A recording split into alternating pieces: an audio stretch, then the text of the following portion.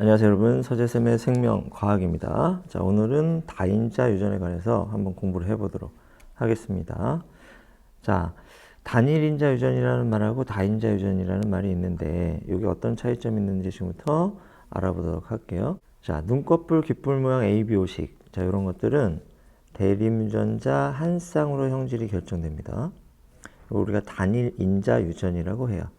자, 그래서 이 단일인자 유전은 유전자 두 개에 의해서 형질이 결정되는 거죠. 그러니까 유전자형 조합이 세 가지가 나오게 돼요.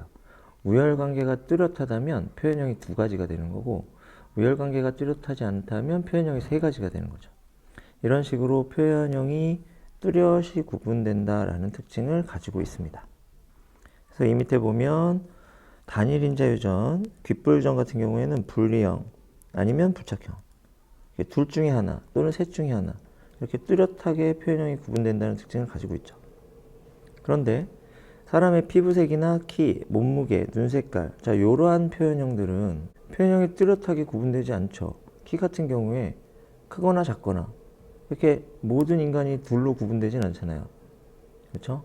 키는 키가 150인 사람부터 키가 2m인 사람까지 그 사이의 모든 표현형들이 다 연속적으로 존재한단 말이죠. 이렇게 표현형이 뚜렷하게 구분되지 않고 다양하게 나타나게 되는데, 이러한 것들을 우리가 다인자 유전이라고 불러요. 이때는 대림유전자가 한 쌍이 아니라 굉장히 많은 여러 쌍의 대림유전자들이 한 가지 표현형에 관여하게 됩니다.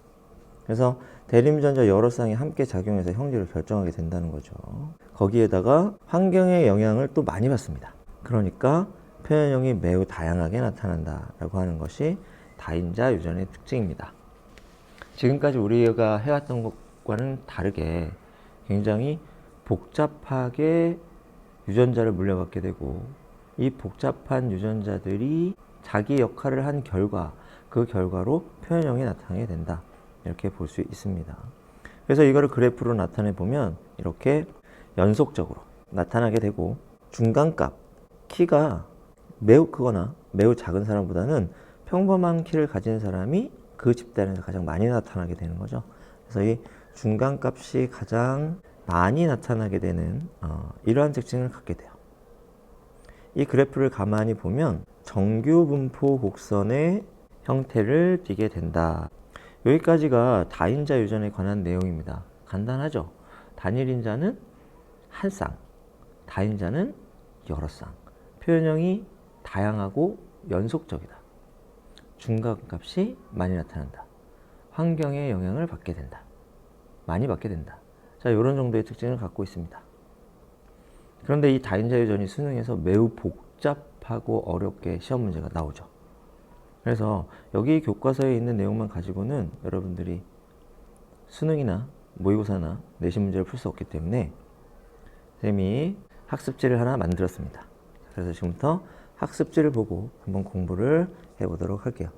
자, 사람 피부색의 다인자 유전 모델입니다. 모델이라고 하는 것은 실제가 아니죠. 그렇죠? 실제를 설명하기 위해서 모형을 만들어 보는 거죠.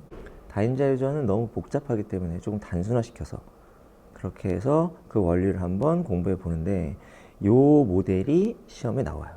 그러니까 같이 한번 공부를 해보도록 할게요. 사람의 피부색은 서로 다른 세 쌍의 상동염색체에 있는 대림유전자 라지 A, 스몰 a, 라지 B, 스몰 b, 라지 D와 스몰 b에 결정된다고 가정하자. 그리고 대림유전자의 대문자의 수가 많을수록 피부색이 검어지고 대림유전자 소문자의 수가 많을수록 하얗게 된다고 가정을 해보자. 그러면 대문자가 많으면 많을수록 까매지고 소문자가 많으면 많을수록 하얘진다. 그렇다면 우열 관계가 뚜렷하지 않다는 얘기가 되죠. 이 다인자 유전의 특징 중에 하나가 뭐냐면 우열이 뚜렷하지 않다는 특징을 가지고 있습니다.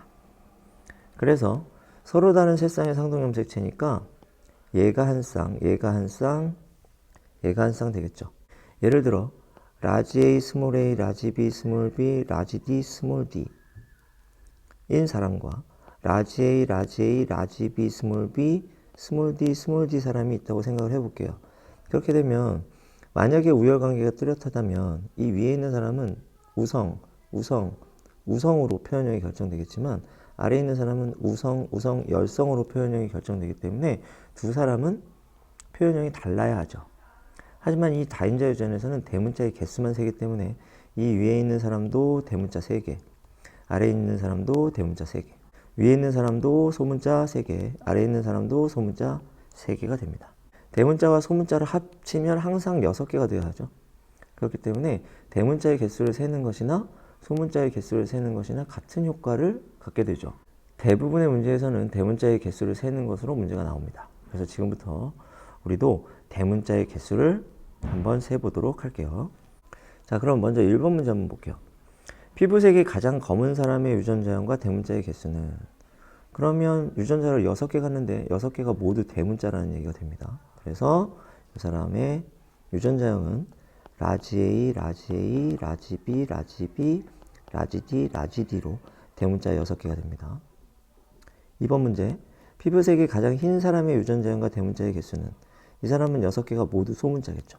그러면 스몰 a, 스몰 a, 스몰 b, 스몰 b, 스몰 d, 스몰 d 이렇게 해서 대문자가 0개가 되는 겁니다. 이렇게 되면 대문자가 0개인 사람에서부터 대문자가 6개인 사람까지, 대문자가 0개인 사람은 가장 하얀 사람이 되고 대문자가 6개인 사람은 가장 검은 사람이 되겠죠.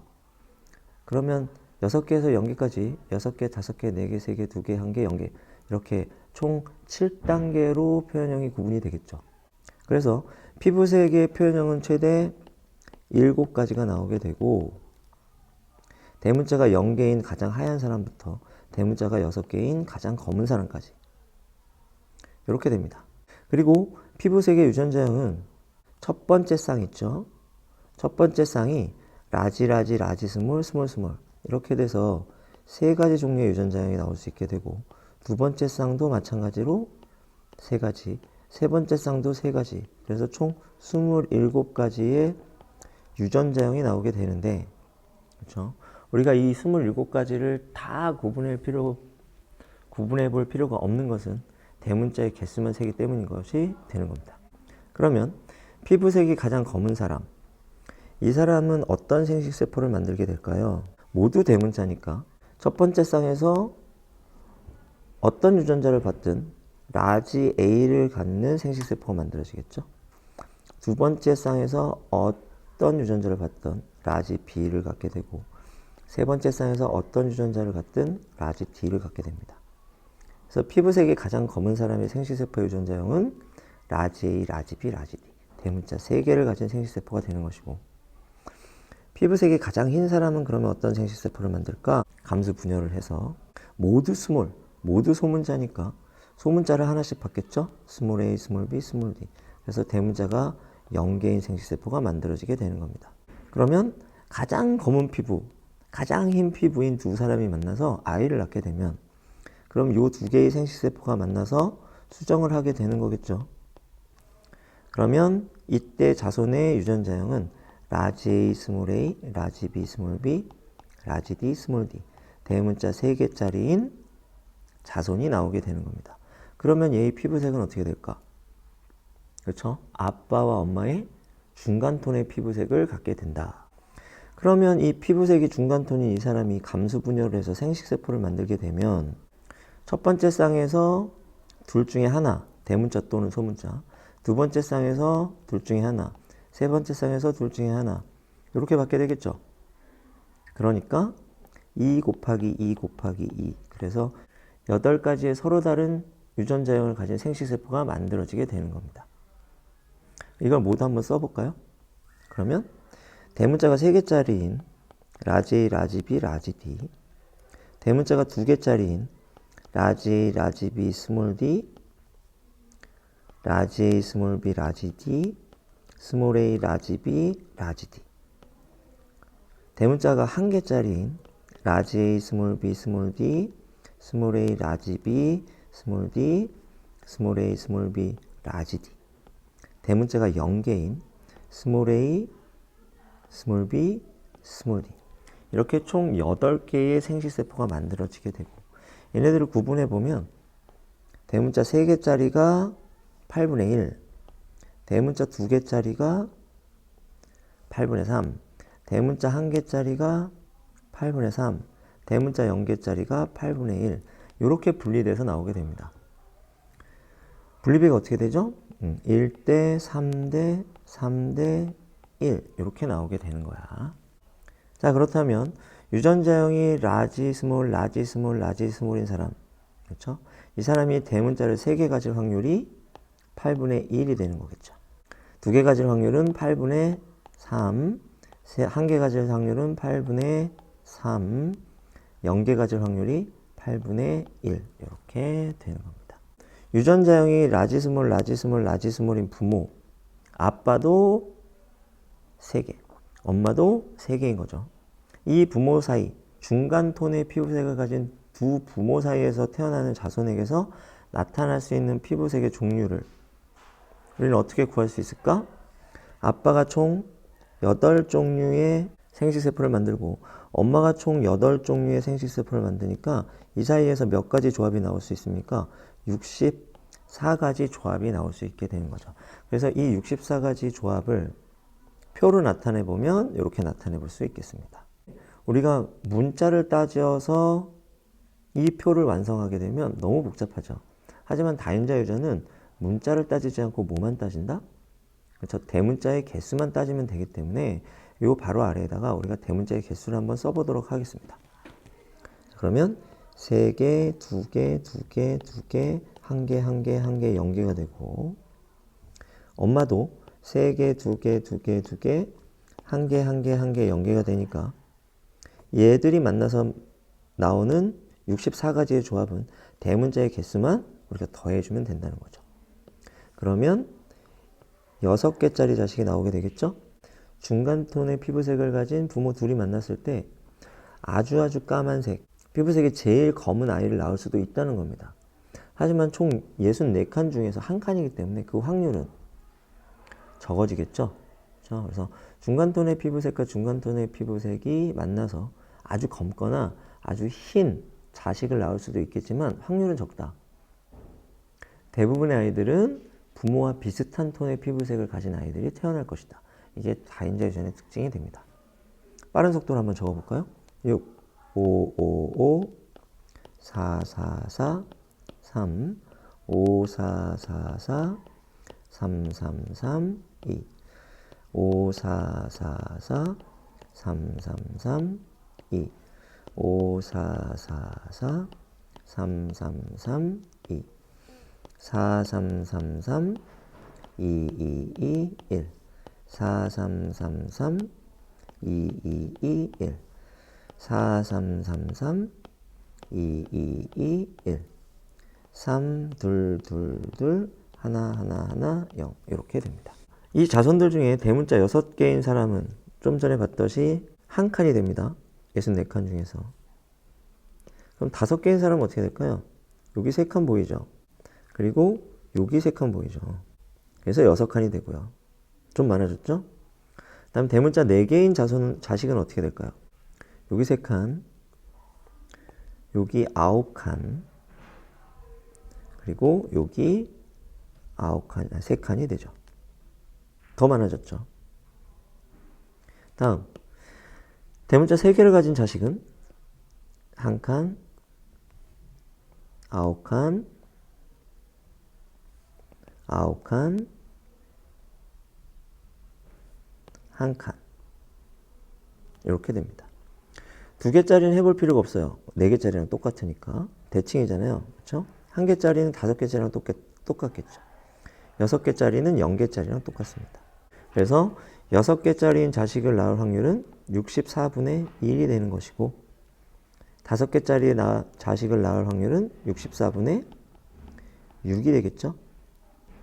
4개짜리 자손을 가질 확률은 64분의 15, 3개짜리는 64분의 20, 2개짜리는 4개짜리와 같으니까 64분의 15, 1개짜리는 64분의 6, 0개짜리는 64분의 1. 자, 요렇게 자손에서 다양한 피부색이 나타나고 그 중에서 대문자 3개짜리, 중간 표현형이죠. 중간 표현이 가장 많이 나오는 다인자 유전의 특징이 나타나게 되는 것입니다.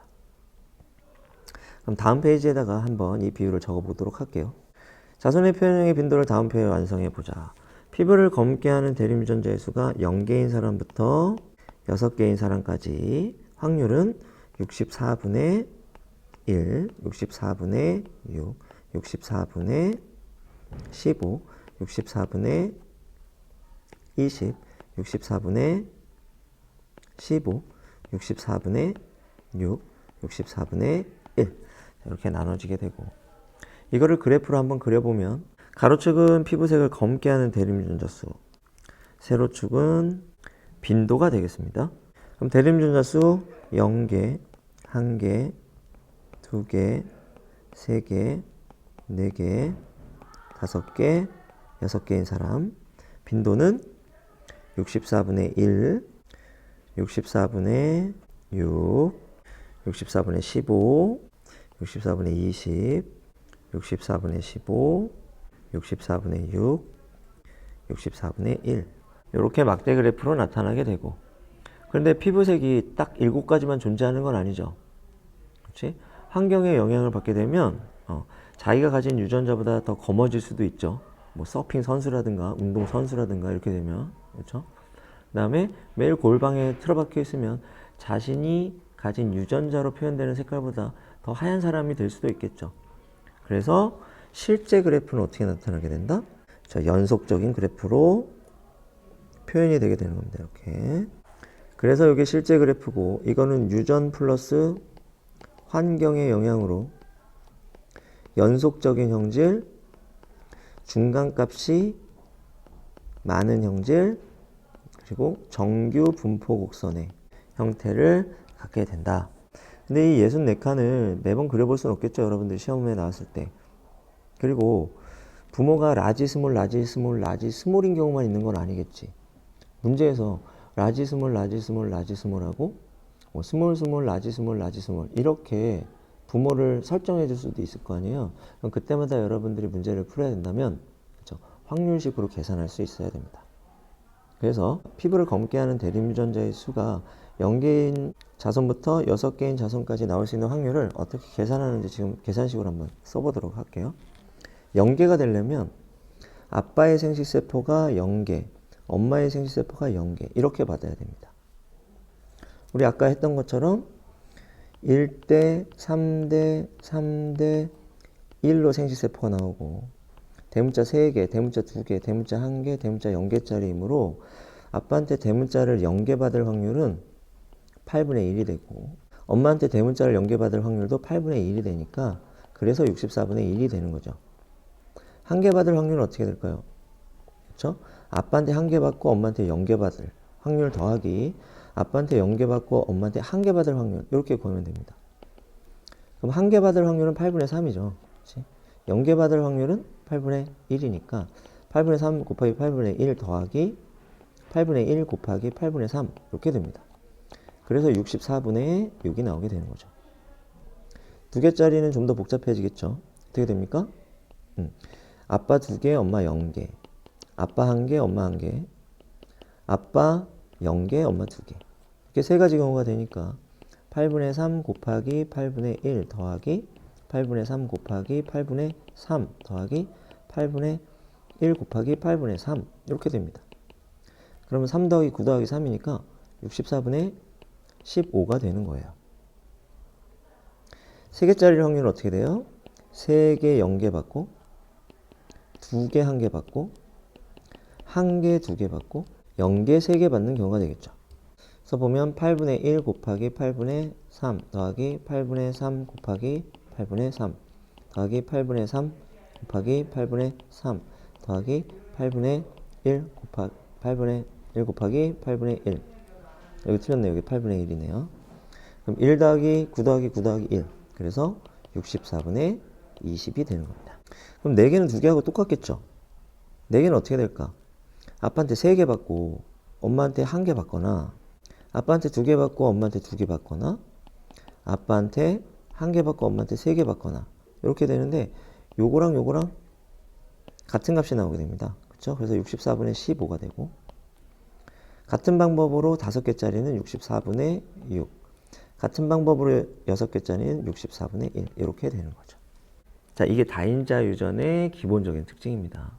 지금까지 우리가 공부한 거는 세 쌍의 유전자가 모두 서로 다른 염색체에 있는 경우, 다시 얘기해서 독립인 경우겠죠. 하지만 연관 유전일 수도 있겠죠. 이 세 쌍이 모두 한 염색체에 들어있다거나 세 쌍 중에 두 쌍은 한 염색체에, 그렇죠? 나머지 한 쌍은 다른 염색체에, 이렇게 두 개는 연관, 하나는 독립, 이렇게 될 수도 있다는 거죠. 최근에 이렇게 연관 형태의 다인자 유전 문제들이 시험에 자주 등장하는데, 자, 그래서 그거에 대해서도 한번 알아보도록 하겠습니다. 자, 두 번째 문제입니다. 형질 기억을 결정하는 데 관여하는 두 개의 유전자는 같은 상염색체에 있다. 이렇게 얘기했어요. 그리고 두 개의 유전자는 각각 대립유전자 라지 A와 스몰 a, 라지 B와 스몰 b를 갖는다고 했고, 대문자로 표시되는 대립유전자 수가 다르면 기억의 표현형이 다르다고 했습니다. 그러니까 이건 다인자 유전이 되는데, 이때는 연관 형태가 두 가지가 나오게 됩니다. 그렇지? 예를 들어 첫 번째는 대립유전자형이 라지 A, 스몰 a, 라지 B, 스몰 b이고 상인 연관인 사람인데, 그러면 염색체 하나에 라지 A, 라지 B가 있고 상동 염색체에는 스몰 a, 스몰 b가 있는 경우, 대문자, 대문자, 소문자, 소문자 이렇게 돼 있는 거, 이걸 우리가 상인 연관이라고 하죠. 그 다음에 대문자와 소문자, 소문자와 대문자가 이렇게 연관되어 있는 경우, 이거 우리가 상반 연관이라고 하죠. 이렇게 연관되어 있는 경우에는 두 가지의 연관 상태가 나올 수가 있게 됩니다. 이렇게 염색체를 다 그리면 복잡하잖아요. 하지만 우리는 대문자의 개수만 따져보면 되기 때문에 차라리 이걸 어떻게 쓸 수 있다? 대대 소소 이렇게 쓸 수 있고, 더 간단하게 해보면 염색체 하나에는 대문자가 2개, 반대쪽 염색체에는 대문자가 0개 이렇게 써볼 수가 있겠죠. 상반의 경우에는 그럼 어떻게 될까요? 두 개의 염색체 모두 대문자를 1개씩만 갖게 되는 겁니다. 그러면 이 사람들이 감수 분열해서 생식세포를 만들게 되면, 그렇죠?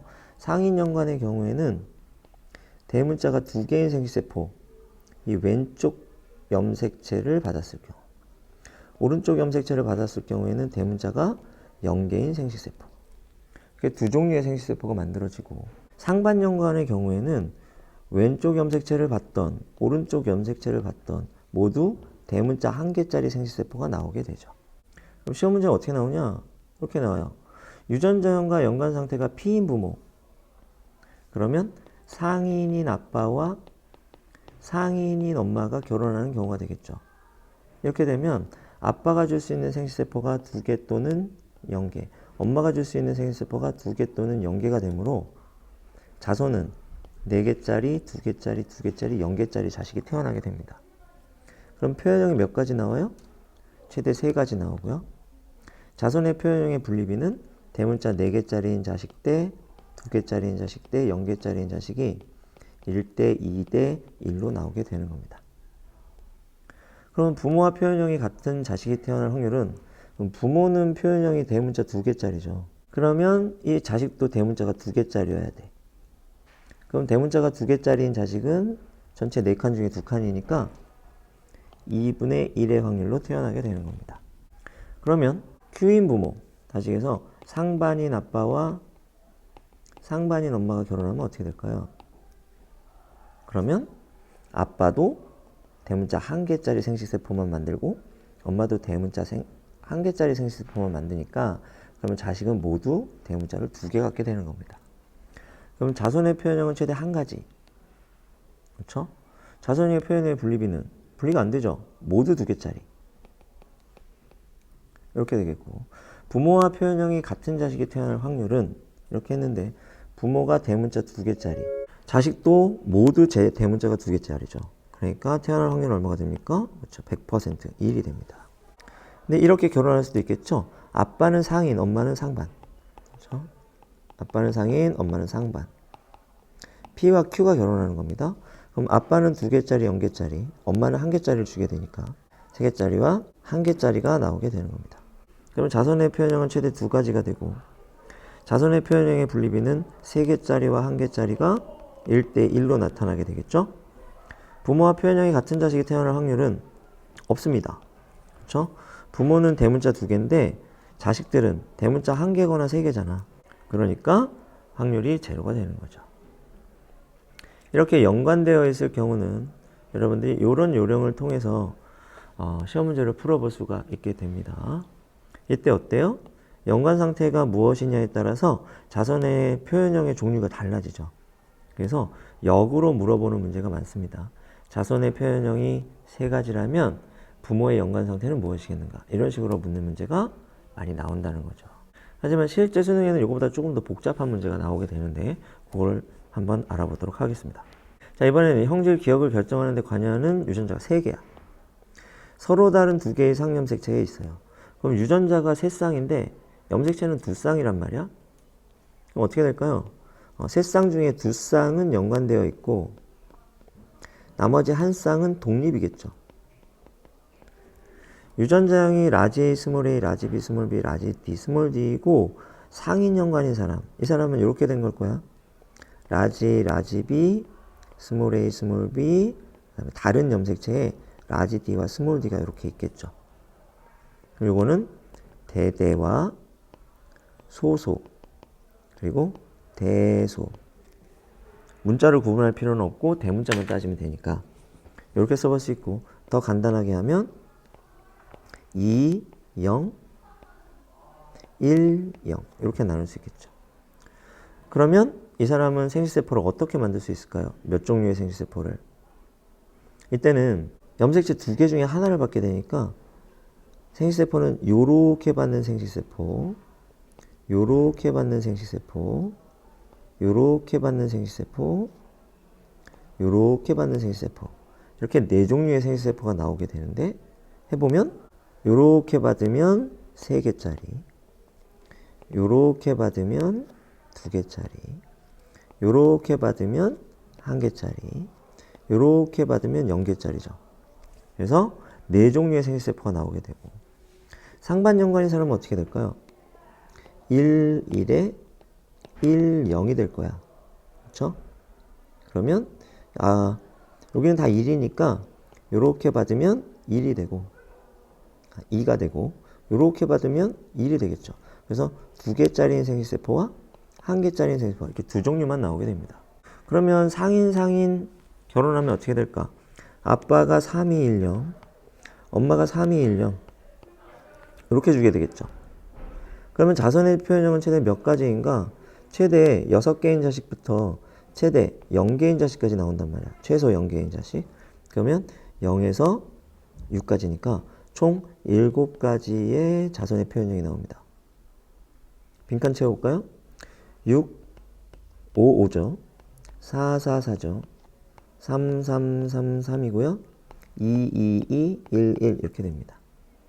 자선의 표현형의 분리비는 6개 대 5개 대 4개 대 3개 대 2개 대 1개 대 0개인 자식이 1대, 2대, 3대, 4대, 3대, 2대, 1로 나오게 됩니다. 이때 부모와 표현형이 같은 자식이 태어날 확률. 부모는 라지 A, 스몰 a, 라지 B, 스몰 b, 라지 D, 스몰 d니까 대문자가 3개인 부모예요.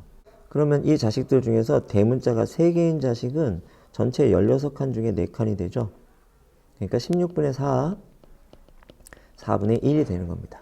시험에서 4개인 자식을 물어볼 수도 있겠죠. 그럼 요거는 16분의 3이 되는 거겠죠. 이런 식으로 확률을 구해볼 수 있습니다. 그럼 이번에는 Q인 부모 사이, 상반의 경우는 어떻게 될까요? 둘 하나가 되겠지? 그럼 셋 둘 이렇게 되고요. 표현형은 3가지 나오고 분리비는 그렇죠? 4개 대 3개 대 2개가 1대 2대 1이 나오게 됩니다. 그러면 부모와 표현형이 같은 자식은 3개짜리 자식이니까 4칸 중에 2칸 2분의 1이 되는 거겠죠. 자, 그러면 유전자형과 연관 상태가 PQ인 부모, 그러면 상인 상반 부모가 결혼하는 경우죠. 이 경우에는 어떻게 될까요? 아버지는 3, 2, 1, 0을 자식에게 줄 것이고 어머니는 2, 1 이렇게 줄 테니까 그러면 5, 4, 4, 3, 3, 2, 2, 1 이렇게 되겠죠. 표현형이 1부터 5까지네요. 그러면 총 5가지가 되겠고 자선의 표현형의 분리비는 5개인 자식, 4개인 자식, 3개인 자식, 2개인 자식, 1개인 자식이 1대, 2대, 2대, 2대 1로 나오게 됩니다. 그러면 부모가 3개니까 표현형이 똑같은 자식, 3개짜리 자식은 얘죠? 그럼 전체 8분의 8칸 중에 2칸이니까 4분의 1이 되는 겁니다. 자, 이런 식으로 어떤 연관 형태의 부모이냐에 따라서 자손의 표현형의 가지수, 자손의 표현형의 분리비가 모두 달라집니다. 그렇지? 이거 시험 문제에 나오게 되면 역으로 물어요. 그렇죠? 자손의 표현형이 최대 5가지이다. 그러면 부모는 어떤 연관 상태이겠는가? 이런 식으로 묻는 문제들이 나오니까 여러분들이 이거를 연습을 많이 해 두시기 바랍니다. 마지막으로 이번에는 세 쌍의 유전자가 모두 한 쌍의 염색체에 있는 경우를 한번 해보도록 할게요. 형질 기억을 결정하는 데 관여하는 3개의 유전자가 같은 쌍염색체에 있습니다. 그럼 3개가 모두 연관되어 있다는 얘기가 되죠. 3연관 문제가 되는데 이 경우에는 대문자가 모두 한쪽으로 몰려 있는 경우, 그렇죠? 그다음에 대문자 2개가 왼쪽에, 대문자 1개는 오른쪽에 이렇게 있는 경우로 나눠질 수 있겠어요. 이 2개의 경우만 있습니다. 그래서 대문자가 한쪽으로 몰려 있으면 대, 소 이렇게 되니까 3개짜리 염색체와 0개짜리 염색체 이렇게 나눠질 것이고, 그 다음에 두 번째 경우에는 대소대니까 반대쪽 염색체는 소대소가 되겠죠? 그러면 2개짜리와 1개짜리 이렇게 나눠지게 되는 겁니다. 그러면 생식세포의 대문자 수는 P의 경우에는 3개짜리와 0개짜리 생식세포가 만들어지고 Q의 경우에는 2개짜리와 1개짜리 생식세포가 만들어지게 되겠죠. 그러면 P와 P가 결혼한 경우, 그러면 30, 30이 되니까 6330이 되고, 표현형은 3가지, 분리비는 6개 대 3개 대 0개가 1대 2대 1이 되고, 부모와 표현이 같은 자식이 태어날 확률은 3개짜리가 4칸 중 2이죠. 그래서 2분의 1이 되겠죠. Q인 부모 사이에서는 어떻게 될까요? 2, 1, 2, 1이 되겠죠. 그럼 4, 3, 3, 2가 되고요. 여기도 표현형의 최대 3가지가 나오고, 자손의 표현형의 분리비는 4개 대 3개 대 2개가 1대 2대 1로 나오게 되겠죠. 똑같이 부모와 표현형이 같은 자식이 태어날 확률은 2분의 1이 됩니다. 그러면 차이는 뭐죠? 여기는 6개짜리와 0개짜리가 나오는데 QQ 경우에는 4개짜리와 2개짜리가 나온다는 사실이 다른 겁니다. 이걸 이용해서 또 물어볼 수도 있겠죠. 이번에는 P와 Q를 결혼시켜 보겠습니다. 그러면 3개, 0개, 2개, 1개가 되는데, 그러면 5개, 2개, 4개, 1개 이렇게 되겠죠. 그래서 자손의 표현형은 4칸이 모두 다르죠. 그래서 4가지가 나오고요. 자손의 표현형의 분리비는 5개 대 4개 대 2개 대 1개가 1대 1대 1대 1로 나오네요. 그러면 부모는 3개짜리인데 자식 중에는 3개짜리가 없죠. 그러니까 부모와 표현형이 같은 자식이 태어날 확률은 0이 되는 거죠. 자, 이렇게 해서 다인자 유전의, 그렇죠, 연관된 형태까지 우리가 알아봤습니다. 하지만 여기서 더 확장이 된 문제들이 많이 있어요.